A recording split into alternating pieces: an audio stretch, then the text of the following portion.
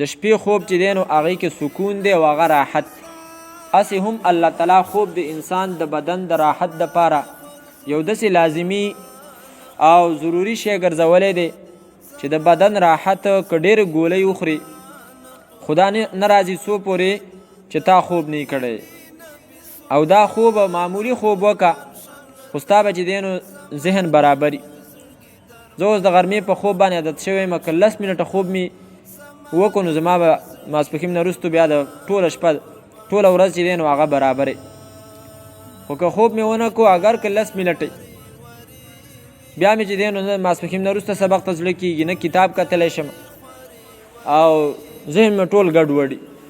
دا ولې ځکه چې د سحر نه سړی کینی یا په کار کې مشغولی او غرمه شي نو هغه وخته پورې بیا سړی اندامونو کې چې دی نو سستی راغلی. بیا که ته اندامونه هغې ته سکون او آرام ونه رسې په خوب سره نو بیا دا مزید کار چې دی نو نشي کولی. زور به په ځان باندې کې بیا خو کولی شي. د دې وجې نه نبی علیه صلات وسلام به دا قیلوله کوله د غرمې خوب خو دا معمولي ګوره هسې نه چې په ګنټو ګنټو. بله ته دا خبره معلومه شوله چې د شپې کم خوب دی نو په هغې کې سکون او آرام سیوا دی په نسبت د هغه خوب چې سړی د ورځې کوي.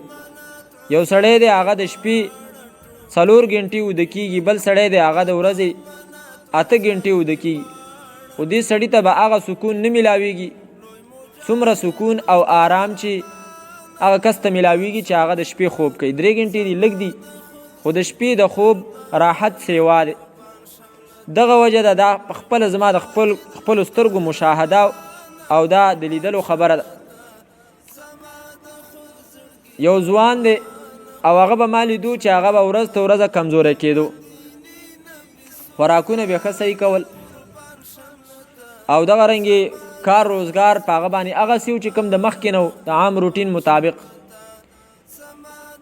خو سړی ورځ ته ورځه کمزوری کېدو.